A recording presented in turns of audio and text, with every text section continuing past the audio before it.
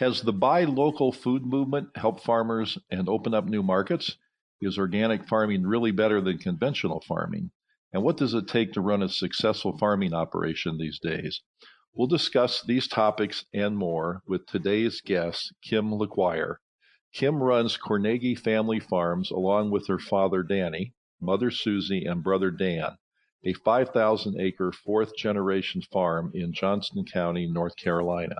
The Kornegays grow sweet potatoes, tobacco, soybeans, cotton, wheat, and peanuts, and also run 4 swine finishing floors. I'm Kelly Brownell, Director of the World Food Policy Center at Duke University and Professor of Public Policy at Duke. Welcome, Kim. I'm so pleased that you can join us. Oh, thank you so much for the opportunity. I appreciate being here. So my colleagues and I had the wonderful opportunity to visit your farm this summer on a tour put together by the North Carolina Farm Bureau. And what an impressive operation it is. And we very much appreciated your hospitality. Thank you. And I could ask you a million questions, but just let me start with a few. First, a little bit about your own history. I understand that you weren't always engaged in your family's farm. And now that you're in charge of HR, payroll, customer service, public relations, labor compliance, and a little bit of everything in between, including supervising the farm's food safety program, what changed for you that you decided to come back to work on the farm? My youngest child, I was a stay-at-home mom for about 10 years, which I loved. And my youngest child started preschool, and my dad had always said, when you get all the boys in school, and you've got, some time on some free time, which you never really have free time when you're a mother, even when your children are in school. But when you have the opportunity, and if you want to, we'd love to have you on the farm and working with us. So that's what I did. I got my son in preschool and started helping out in the office a little bit. And the longer I worked and the more experience and knowledge I gained, my job title or roles on the farm expanded and grew, with my experience. So it's worked out really well. It's been a blessing to have the flexibility of being my own boss, so to speak. Kim, one of the things that impressed me when I visited your farm and others was how deeply embedded these farms are in families. And I know for many people in many professions, individuals don't necessarily follow in their parents' footsteps, but that appears not the case with farming. So what is it about the farm that draws generation of generation into that profession? Well, part of it is the necessity of having your children there to continue the succession of the farm. It's really a way of life to be able to have your children with you working side by side, to show them the ropes, so to speak. And it's a point of necessity, but it's also a point of pride. We do this because it is a way of living, surely, but we just love this. We love living out in the country. We love seeing something that we put in the ground as a seed or as a plant grow and take shape, and knowing that eventually it's going to wind up as a pair of jeans or a shirt when you're talking about cotton, or it's going to end up on somebody's plate when you're talking about sweet potatoes or watermelon. And I'm sure that my children don't quite grasp that significance right now, since they're ages 11 to 16, and I certainly didn't when I was their age. But to me, it's amazing now that I get to be a part of the food supply, working with my parents, working with my brother. It's almost something that's hard to describe and to put in words if you haven't lived it. But that's part of, I think, why farms are multi-generational. We're always together, and we know how important it is to pass this on. And it's almost like an apprenticeship that starts when you're a toddler, when you get your first toy tractor. And unless you just don't want to do it at all, and there's lots of farm kids that grow up and don't work on the family farm, and there's nothing wrong with that. But most of the farm kids I know, and folks my age, that we've grown up on the farm, and we're, third, fourth, fifth generation farmers, there was never any doubt that was going to be something we did one day. So, Kim, at your family farm, which is very large and very diverse, a lot of decisions have to be made about what to plant and how much to plant. How are those decisions made? Because you grow a lot of different things. Yes, sir. Well, a lot of it is, what are the cost of the seed or the plants? What is the cost of the inputs? Labor costs is a major thing. Y'all had mentioned at the introduction that we grow peanuts. This was the first year that we've not grown peanuts, and the reason for that being is literally you make peanuts when you're growing peanuts. Their peanuts takes a lot more inputs and labor than you would think in the growing stage, and then also when it's time to harvest them, because they have to be turned over first, and then they have to lay on top of the ground for 10 days to 2 weeks to dry out, and then they have to be picked and go through a dryer again. And when we were thinking about the equipment that we had invested in it, and the farm laborers and equipment operators that we had invested in that, planting, cultivating, fertilizing, harvesting, it just did not make economic sense for us to continue with peanuts. Given what you just said, why not pick the one crop that has the least cost and the greatest return and plant just that? Well, because you have to have crop rotation to have that one crop continue to be good year after year. You have to rotate it. You can't grow it on the same piece of land year after year, or it will be susceptible to the problems that land may have, whether it's poor drainage or the soil fertility not being there, pest pressure, weed pressure. So you have to be, as you mentioned a few minutes ago, our diversity helps us out tremendously, because we can rotate crops on a 3-year rotation, which is good for all the crops, and it's good for us. And we also, if we grew the labor that we have for our tobacco, for instance, that also helps us with our soybeans. So when we toured your farm, I was impressed with the scale of your sweet potato operation. And you do more than just grow the sweet potatoes and harvest them, but you process them as well. Mm-hmm. Could you give us a sense of how large your sweet potato crop is and what happens after the sweet potatoes are harvested? Well, in a traditional year where there's not a hurricane, as we had this past year, we have grown 800 to 1,000 acres of sweet potatoes for the last 3 years. So we will, harvest those and put those into our curing rooms. And after 10 days, the curing will turn into a storage room where we will keep them at the right temperature and humidity to preserve them year round.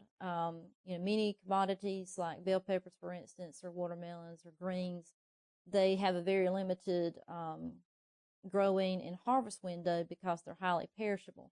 Sweet potatoes can be stored year round. So when we harvest those in the weeks between basically after September 1st through October 31st, we can store them year round and then pack them as orders come out throughout the year. And I think I told the group when y'all were here, because of modern storage technology, the sweet potato that you are eating at Easter is just as good as the one you had at Thanksgiving, because we're able to control the temperature and the humidity. So when we have the orders come through again, we know that we've got different orders for different customers, and we dump the potatoes out of the same bin that they were put in at harvest.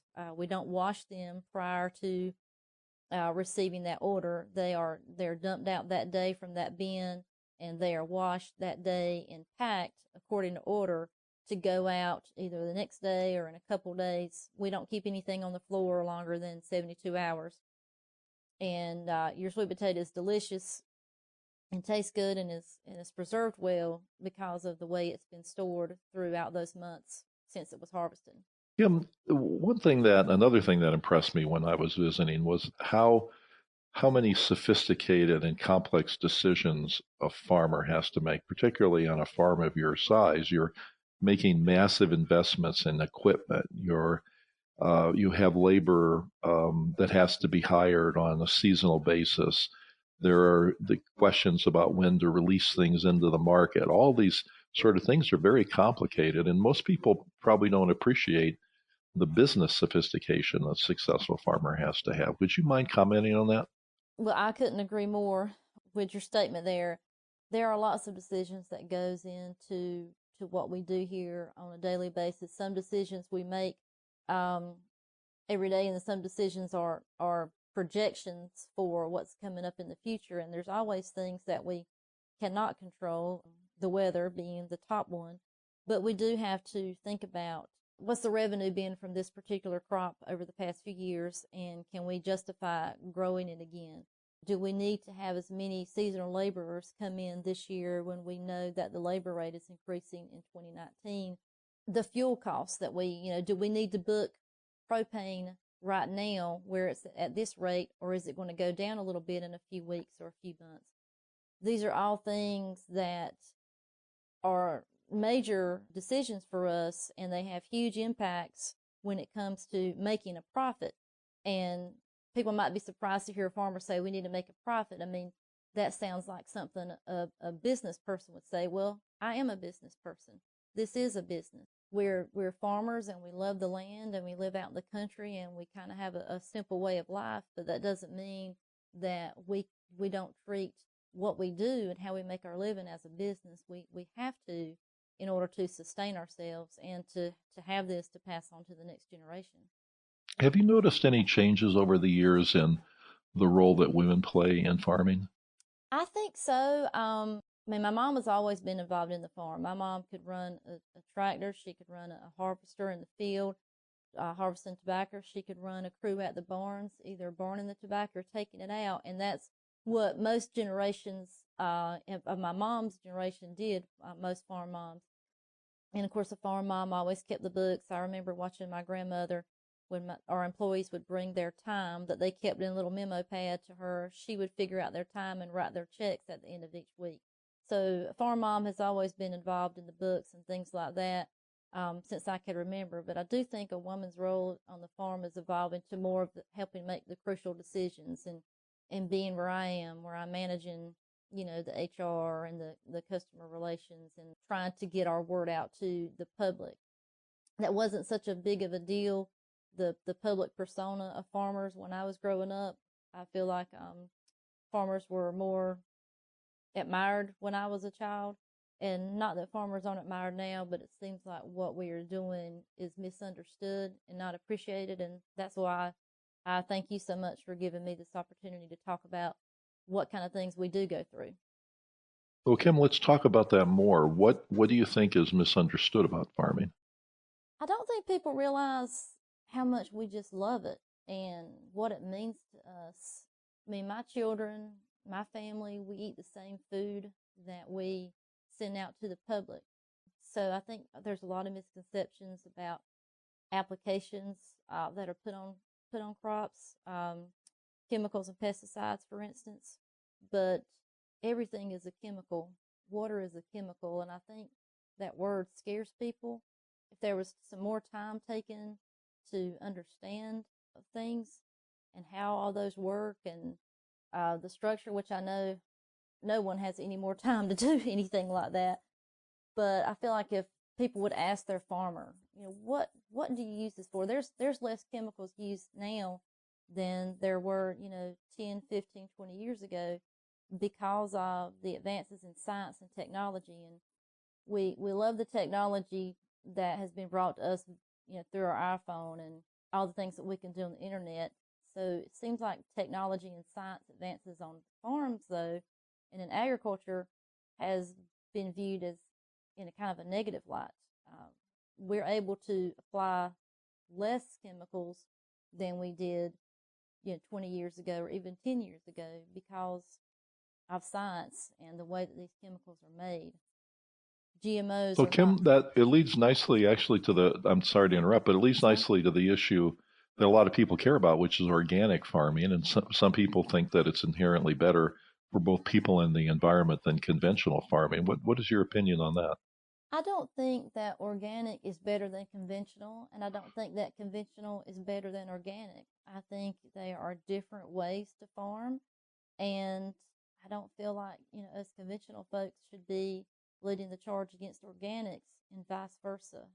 I do not believe that you can feed a nation or the world through organics just because of the strict guidelines involved in that, and not being able to use the plant protection products or chemicals and pesticides that we use in conventional farming. You're not going to generate the kind of yields that you would have in conventional, if you use that, if you farmed organically like that. I mean, we know that the way that conventional farmers farm and grow things, we can produce high yields and high quality yields that feed the country and feed the world. And we don't see those same kind of outputs with organic farming. It's more of a niche market, and I'm not saying that to be negative. I just think it definitely has its customer base. But if you don't look at the big picture and how many people you are going to be able to feed, I don't think it is sustainable for feeding the world. Mm-hmm. And organic farmers use, manure on their fields as a fertilizer. And to put that in perspective, we're Global Gap certified for our packing line. And in order for us to be Global Gap certified, we had to stop our cow operation. We used to raise about 100 cattle a year, but our cattle pasture was within so many feet of where we were going to build our packing line. So we had to sell our cows and get rid of our cows because of the sanitation issue of them being close to a food packing operation. But, organic farming uses manure as a fertilizer. So it's kind of not everything always makes sense or is connected when you're looking at some of the standards that, we have to, and the hoops we have to. Kim, a lot of people are interested in buying food that is grown more locally than might have been the case in the past. Has this affected your operation and the way you and your family think about farming? Well, in some ways, it has opened up some avenues for new business for us. And I think in North Carolina, the North Carolina Department of Agriculture has done a fantastic job with the Goodness Grows program, because there's a lot of folks that are farming small acreage or producing a value-added item from something they've grown on their farm, and they have an outlet for that because of the way the local movement has been promoted, which I think is a wonderful thing. It certainly has to be a balance there, because there's many produce items that we can't get in North Carolina or other states can't get, just, based on the season. So I don't hold it against that farmer in Mexico or Peru that can provide me with something that I can't grow myself, in January or February. I think that consumers need to educate themselves just on these types of things. When is local better than, somewhere a ways off, and realize that, most produce is not produced in January or December, and there's nothing wrong with buying it if it's not local. Also, the store, grocery stores and retailers, they put a lot of money in marketing that local side, which is a good thing. However, we have experienced ourselves in the last 2 seasons local grocery stores that we have tried to sell to our asparagus and our watermelon, and they do not want to do business with us because they believe we're asking too much. They have sourced from other states. One example is, and I won't say the retailer, but one example is watermelons from another state whose season was over with, and North Carolina's season was in full swing. But of course, this retailer could get his watermelons from this other state cheaper. So even though they had spent a lot of money on how important local produce was to them, they were going to source from somewhere else because they could get it somewhere cheaper.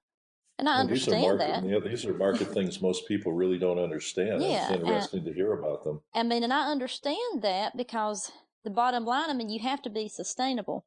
However, don't speak out of both sides of your mouth. If you really think local is important, then support your local growers. When I brought this, I actually tweeted this store about it and tagged them in a tweet and asked them why.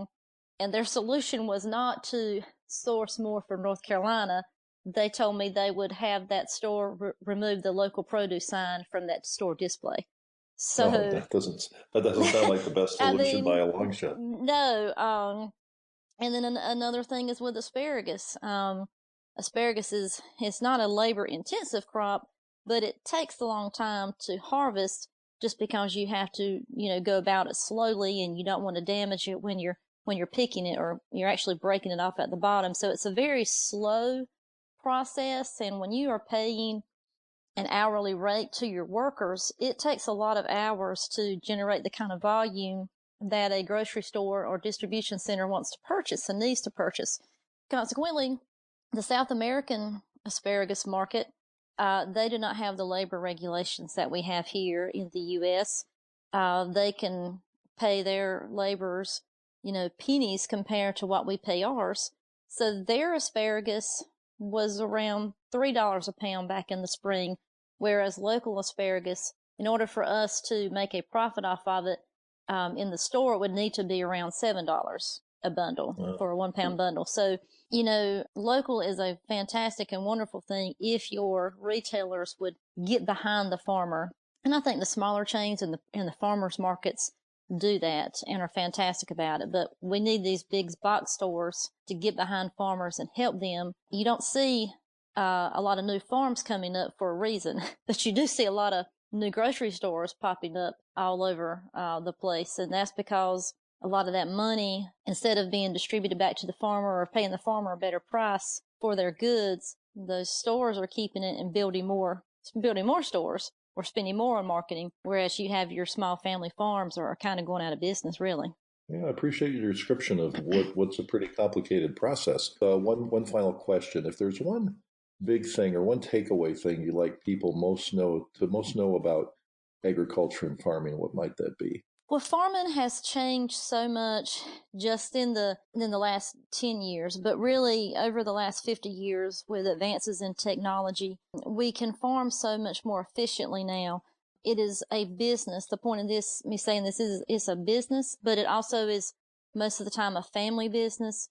And we, want to share what we do with others for a reason. It is a source of income for us, but as we've talked about earlier, we do love what we do.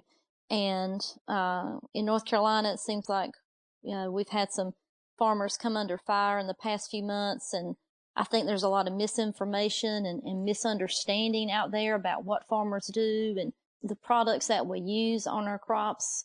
And if people would just ask us and let's have a good discussion about things and try to understand each other, listen to learn, not listen to object, I think consumers would understand us better, and maybe we would know more about what the consumer's wanting. I promise you that we are trying our best to meet the consumer's demand for safe and healthy and nutritious food. That's the way we approach our business every day. It means a lot to us too. We want the same things, and if we just talk and try to understand each other instead of the finger pointing or the people getting on social media or blogging, really, and just being armchair farmers, things would be much better for all of us if we could just understand each other more and listen and ask questions, not just make presumptions about what's going on. Well, thank you, Kim. It's exactly one of the reasons that we're having this podcast series in the first place, which is to bring lots of voices together. And I'm really delighted that you and other farmers have agreed to take part. So thank you so much for joining us. I appreciate the opportunity. I truly do. So our guest today has been Kim LeQuire of the Kornegay Family Farms in Johnston County, North Carolina. Thank you to our listeners. Please subscribe to the Leading Voices in Food at SoundCloud.com or by visiting our website of the World Food Policy Center. This is Kelly Brownell.